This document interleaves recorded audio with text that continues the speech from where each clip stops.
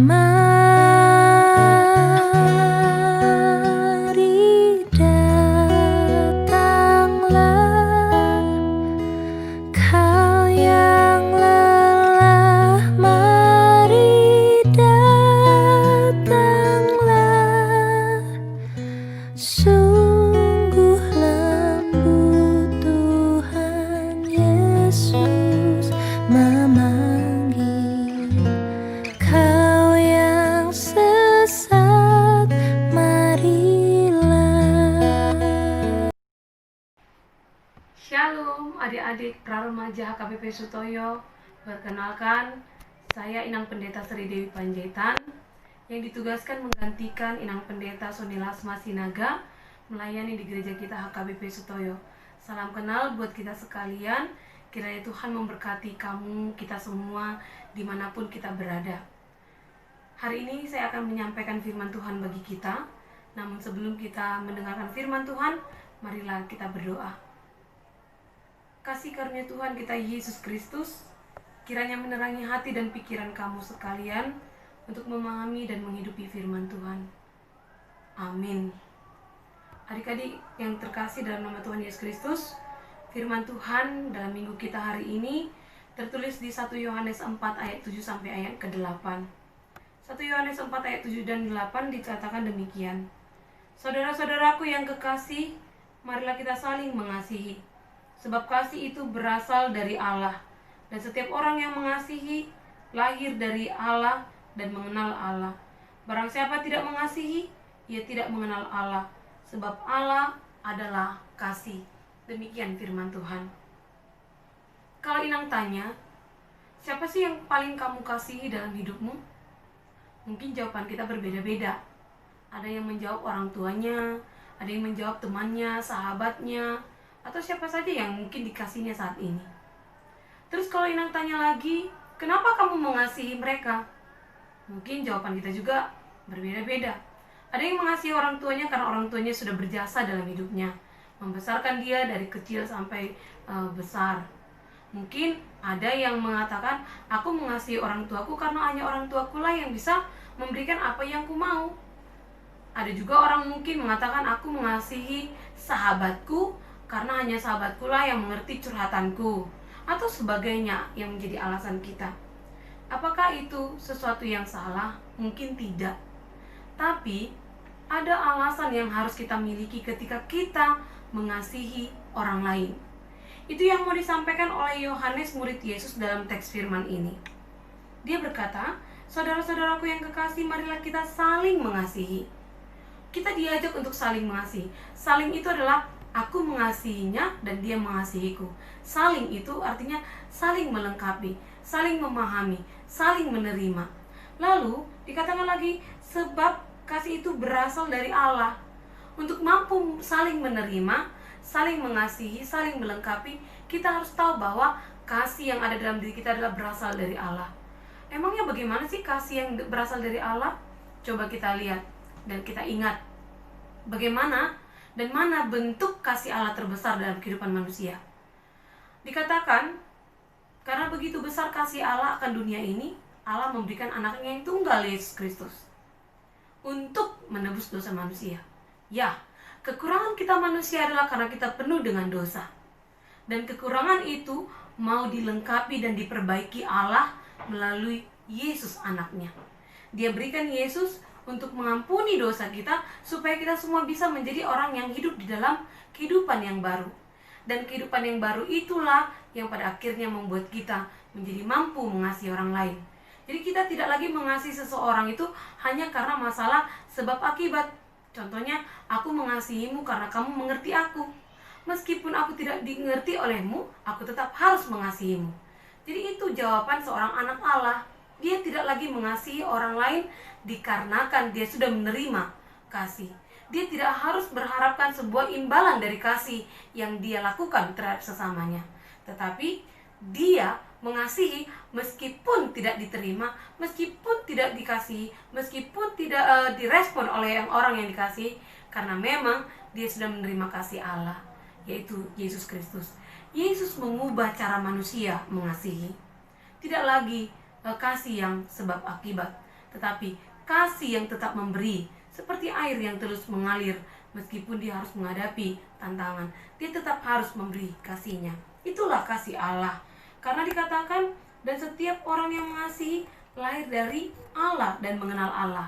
Kemudian di ayat 8, barang siapa tidak mengasihi, ia tidak mengenal Allah, sebab Allah adalah kasih. Jadi kasihnya tidak terbatas, kasihnya tidak terhambat, tapi kasihnya justru melebihi dari segala hal. Demikian juga kita mau diarahkan oleh firman hari ini. Kita harus mampu mengasihi orang lain, meskipun mungkin kasih kita itu tidak akan direspon dengan cara yang sama. Kita harus mampu menerima orang lain, meskipun kadang kita tidak diterima oleh orang lain. Jadi kasih itu penuh pengorbanan. Seperti Yesus yang mengorbankan nyawanya untuk dunia, demikian juga kita harus memiliki pengorbanan untuk orang-orang yang kita kasihi. Apa yang bisa kita korbankan? Kalau mengasihi orang tua, apa yang bisa kamu korbankan? Korbankan egomu untuk mampu mengasihi orang lain. Mengasihi orang tua kita. Kadang-kadang kita mau berpikir, ketika orang tua kita tidak memenuhi keinginan kita, lalu kita melihat teman kita yang lain, apa saja yang menjadi keinginannya bisa dipenuhi oleh orang tuanya. Karena keberadaan orang tuanya, kita seakan-akan ingin meniadakan orang tua kita. Kita berhayal dan berharap semoga orang tua kita bisa seperti orang tua orang lain. Kita menolak dia. Kita berharap orang tua kita berganti. Ingatlah, itu bukan kasih, tapi itu adalah keinginan kita saja. Kasih itu adalah mampu menerima kekurangan. Kemudian, kasih itu seperti apa? Kasih itu tidak ada batasnya. Kita lihat, kalau misalnya kita berteman nih, kita berteman kompak selama ini, mau berbagi, selalu merasakan satu sama yang lain, mau kemana-mana, dan dia bersedia mendengarkan kita. Lalu suatu waktu kita bertengkar dengannya. Lalu ketika kita sudah bertengkar, pada akhirnya apa yang terjadi? Kita nggak mau ngomongan dengan dia. Kita nggak peduli sedang apa dia. Kita tidak peduli apa yang terjadi padanya. Kita tidak mau tahu tentang dia. Bahkan, jangan-jangan kita mengajak orang lain untuk turut membenci dia. Itulah kasih yang tidak setia. Tetapi kasih Kristus itu adalah setia. Itu terbukti ketika Yesus mati. Dia mati di kayu salib untuk menebus setiap orang pada saat itu. Siapa orang-orang yang dimaksud? Orang yang mencambuk dia, yang meludahi dia, yang menyalibkan dia, yang mengikut dia, yang melap darahnya. Semua orang-orang itu dikasihi Yesus tanpa melihat keberdosaannya. Itulah dia. Jadi kasih itu adalah kasih yang tiada batas, kasih yang penuh pengorbanan, dan kasih yang tiada batas. Inang punya satu cerita seperti ini. Kasih ini menggambarkan bagaimana kasih Kristus terhadap kita manusia. Ada seorang ibu yang bekerja sebagai perawat, tapi dia punya anak 3 orang. Ketiga anaknya masih, yang pertama anak yang SMP, kemudian anaknya yang kedua dan ketiga itu masih SD. Si ibu ini sudah tidak punya suami. Suaminya sudah meninggal beberapa tahun yang lalu. Lalu si ibu ini bekerja sebagai seorang perawat di satu rumah sakit. Dan untuk bekerja, dia harus meninggalkan anak-anaknya. Dia mempercayakan anak-anaknya yang 2 lagi kepada abangnya yang pertama. Anaknya semuanya laki-laki. Anaknya yang SMP itu bertanggung jawab untuk merawat dan menjaga anak-anak yang lain. Suatu waktu, si ibu membaca berita bahwa hari itu kemungkinan akan terjadi goncangan lagi. Goncangan maksudnya adalah gempa yang mungkin diprediksi terjadi pada hari itu. Si ibunya awalnya khawatir untuk meninggalkan anak-anaknya pergi kerja. Namun, karena tanggung jawabnya, tugasnya, dan itu adalah cara mereka untuk menghidupi kehidupan rumah tangga mereka, maka si ibu berpesan kepada anak-anaknya, khususnya ke abangnya yang paling besar, "Nak, jangan pergi kemana-mana. Kalau gempa terjadi, biarlah kalian berlari keluar rumah, tapi jangan pergi jauh-jauh dari rumah." Dan dia memesankan hal yang sama kepada adik-adiknya. Mereka bertiga menyauti ibunya, mengatakan, "Ya, kami tidak akan pergi kemana-mana." Ibunya pergi bekerja dan anak-anaknya tinggal di rumah.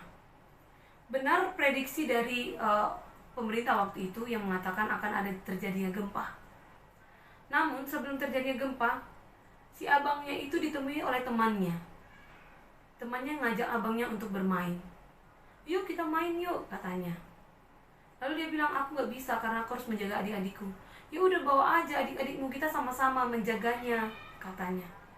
Karena bujuk rayu temannya itu, akhirnya anak pertama itu mengajak kedua adiknya pergi bermain bersama dengan teman-teman yang memanggilnya. Mereka pergi ke sebuah gedung yang kosong, dan gedung itu sudah tua. Rupa-rupanya ketika asik bermain petak umpet, memang terjadi gempa dan sebagian dari gedung itu roboh. Ketika gedung itu roboh, si abangnya berlari keluar. Lalu dia memegang adiknya yang nomor 2. Dan si abangnya bilang, pegang adikmu yang paling kecil ya, pegang adik kita yang paling kecil. Iya, katanya. Supaya mereka berlari dengan cepat keluar dari gedung itu. Dan sesampainya di luar, dia merasa lega karena dia selamat. Namun malangnya, ketika dia melihat adiknya, tangan adiknya yang dia pegang, dia bahagia karena adiknya yang nomor 2 itu masih tetap memegang tangannya dengan erat. Tetapi dia akhirnya sedih ketika adiknya yang nomor 2 itu tidak memegang adiknya yang paling bontot. Mana adik kita? Ditanya. Lalu dia bilang, tadi bang, waktu aku bilang adik kita lepas, abang gak dengar, katanya. Lalu ketika itu dia bersedih. Lalu karena gempa itu terjadi, orang tuanya si anak itu datang. Dan dia tahu pada akhirnya anaknya yang paling kecil itu tidak ditemukan. Lalu si ibu itu bersama beberapa orang dewasa berusaha mencari setelah mengamankan anak-anaknya yang 2 lagi. Dia pergi mencari dan dia pergi mencari. Lalu waktu di dalam gedung yang roboh itu, dia mendengar tangisan seorang anak. Si ibu mendengar tangisan seorang anak dan dia panggil nama anak itu. Rupanya anak itu adalah anaknya yang bontot. Dia berusaha meraih anaknya dan berusaha meraih anaknya. Sesampainya dia sudah bisa meraih anaknya, dia pegang dan katakan, jangan takut anakku, ibu pasti menyelamatkanmu. Rupanya dia berusaha untuk mengeluarkan anaknya, dan dia bisa menggapai tangan anaknya. Waktu dia bisa menggapai tangan anaknya, gempa yang lebih besar terjadi lagi, yang akhirnya merobohkan semua gedung tua itu. Lalu si ibu dan si anak tadi sama-sama tertimpa oleh runtuhan gedung. Sudah beberapa jam tidak ada yang mampu menyelamatkan mereka. Si anak masih menangis-nangis. Si ibu terus menenangkan anaknya. Dia berusaha minta tolong, tetapi tidak ada masih bantuan. Mungkin sudah hampir 1 harian tidak ada yang membantu. Lalu si anak itu berteriak, ibu, aku haus, aku lapar. Karena dia hanya bisa menggapai tangan dan wajah anaknya dengan tangannya, si ibu berusaha untuk menolong anaknya dengan merobek tangannya sendiri. Lalu menyuruh anaknya untuk meminum darahnya. Lalu si anak terpenuhi, kehausannya sudah hilang dan dia tetap bisa merasa tidak terlalu lapar. Tidak lama kemudian, akhirnya bantuan datang. Si anak yang kecil itu selamat. Kemudian si ibu itu juga berusaha untuk ditolong. Setelah ditolong, rupa-rupanya si ibu tidak tertolong lagi. Karena darah yang dari sobekan tangannya sudah keluar terlalu banyak dan merenggut nyawanya. Yang terselamatkan hanya anak kecil yang menjadi anaknya yang paling kecil itu. Adik-adik pra-remaja, apa yang mau kita ambil dari kisah ini? Kisah ini hampir sama seperti kisah Yesus. Yesus harus mengorbankan dirinya untuk menunjukkan kasih-Nya yang besar bagi kita. Seperti ibu tadi untuk menyelamatkan anaknya, dia mengorbankan dirinya. Oleh karena itu, jikalau sedemikian besar kasih ibunya terhadap dia, maka dia akan menggunakan kehidupannya yang sudah penuh dengan pengorbanan ibunya untuk melakukan yang terbaik yang telah bisa membanggakan ibunya. Seharusnya demikian juga kita orang percaya. Jika kita sudah percaya Tuhan Yesus menyelamatkan kita, maka kita harus menghidupi kasih Yesus itu dengan menghargai kasih Yesus, menyelamatkan, melakukan yang terbaik bagi sesama kita. Dan itulah sebabnya dikatakan, itulah cara kita mengenal kasih Allah, menunjukkan bahwa kita mengasihi Dia. Terakhir sekali adik-adik pra-remaja, ingatlah, mengasihi sesama adalah cara kita menunjukkan bahwa kita mengenali Allah. Kenalilah Tuhan senantiasa dalam hidupmu, dan hidupilah pengenalanmu akan Allah untuk sesamamu manusia. Karena demikianlah cara kita mengasihi Allah. Adalah pembohong yang mengatakan mengasihi Allah jika dia tidak mengasihi sesamanya. Kiranya firman Tuhan senantiasa bertumbuh dalam kehidupan kita masing-masing. Amin, kita berdoa. Terima kasih ya Allah Bapa atas firman yang kami telah dengar, yang mengajarkan kami untuk menghidupi kasih-Mu ya Tuhan. Sungguh Tuhan, benar kasih-Mu itu tiada batasnya. Engkau telah mengorbankan diri-Mu untuk mengasihi kami. Biarlah kami Tuhan menghidupi kasih-Mu dengan cara mengasihi sesama kami, tanpa menuntut balas, tapi selalu setia melakukan yang terbaik untuk orang-orang lain. Terima kasih Tuhan. Hanya di dalam nama Yesus Kristus kami berdoa. Amin.